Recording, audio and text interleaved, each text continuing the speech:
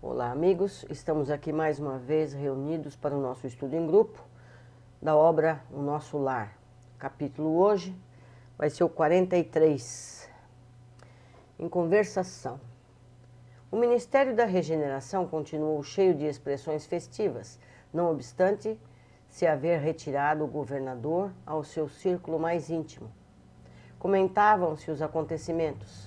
Centenas de companheiros se ofereciam para os trabalhos árduos da defensiva, assim correspondendo ao apelo do grande chefe espiritual. Procurei Tobias para consultá-lo sobre a possibilidade do meu aproveitamento, mas o generoso irmão sorriu da minha ingenuidade e falou: André, você está começando agora uma tarefa nova. Não se precipite solicitando acréscimo de responsabilidade. Haverá serviço para todos, disse-nos ainda agora o governador. Não se esqueça de que as nossas câmaras de retificação constituem núcleos de esforço efetivo, dia e noite. Não se aflija, recorde que 30.000 servidores vão ser convocados para vigilância permanente. Destarte, na retaguarda, serão muito grandes e claros a preencher.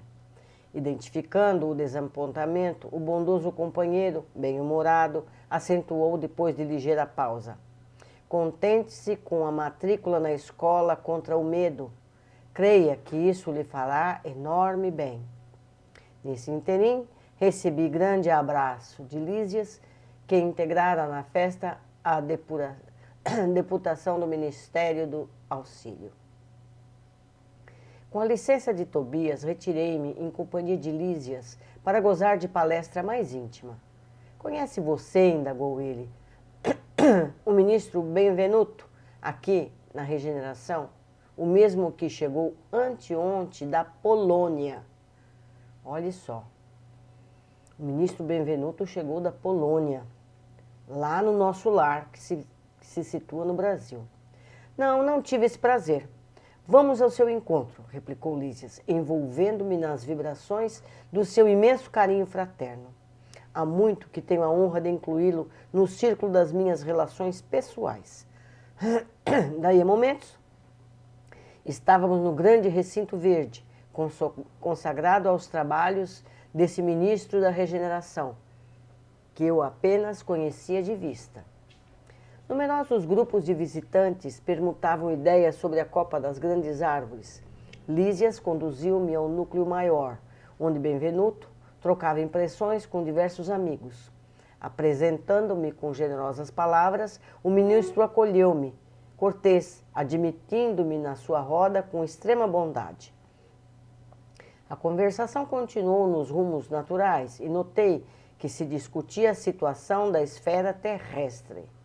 Muito doloroso o quadro que vimos, comentava Benvenuto em tom grave. Habituados ao serviço da paz na América, nenhum de nós imaginava que fosse o trabalho de socorro espiritual nos campos da Polônia. Tudo obscuro, tudo difícil. Não se podem ali esperar claridades de fé nos agressores, tampouco na maioria das vítimas, que se entregam totalmente a pavorosas impressões. Os encarnados não nos ajudam, apenas consomem nossas forças. Desde o começo do meu ministério, nunca vi tamanhos sofrimentos coletivos. E a comissão demorou-se muito por lá? Perguntou um dos companheiros com interesse. Todo o tempo disponível, ajuntou o ministro. O chefe da expedição, nosso colega do auxílio, julgou convenientemente permanecermos exclusivamente atidos à tarefa, para enriquecermos observações e melhor aproveitar a experiência. Com efeito, as condições não poderiam ser melhores. Acredito que nossa posição está muito distante da extraordinária capacidade de resistência dos abnegados servidores espirituais que ali se encontram em serviço. Todas as tarefas de assistência imediata funcionam perfeitamente, a despeito do ar asfixiante, saturado de vibrações destruidoras. O campo de batalha, invisível aos nossos irmãos terrestres, é verdadeiro inferno de indescritíveis proporções. Nunca, como na guerra, evidencia o espírito humano a condição de alma decaída, apresentando características essencialmente diabólicas. Vi homens inteligentes e instruídos localizarem com minuciosa atenção determinados setores da atividade pacífica para o que chamam impactos diretos, bombas de alto poder explosivo. Destroem edifícios pacientemente edificados. Os fluidos venenosos da metralha casam-se às emanações pestilentas do ódio e tornam quase impossível qualquer auxílio. E o que mais nos entristeceu foi, porém, a triste condição dos militares agressores, quando alguns deles abandonavam as vestes carnais, compelidos pelas circunstâncias, dominados na maioria por forças tenebrosas, fugiam dos espíritos missionários, chamando-lhes todos de fantasmas da cruz. E não eram recolhidos para o esclarecimento justo? Inquiriu alguém, interrompendo o narrador. Benvenuto esboçou um gesto significativo e respondeu: será sempre possível atender aos loucos pacíficos no lar, mas que remédio se conservará aos loucos furiosos, senão o hospício? Não havia outro recurso para tais criaturas, senão deixá-las nos precipícios das trevas, onde serão naturalmente compelidas a reajustar-se, dando ensejo a pensamentos dignos.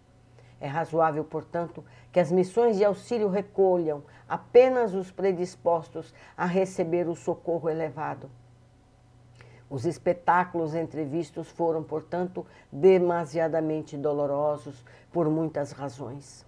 Valendo-se de ligeiro intervalo, outro companheiro opinou: é quase incrível que a Europa, com tantos patrimônios culturais, se tenha abalançado a semelhante calamidade.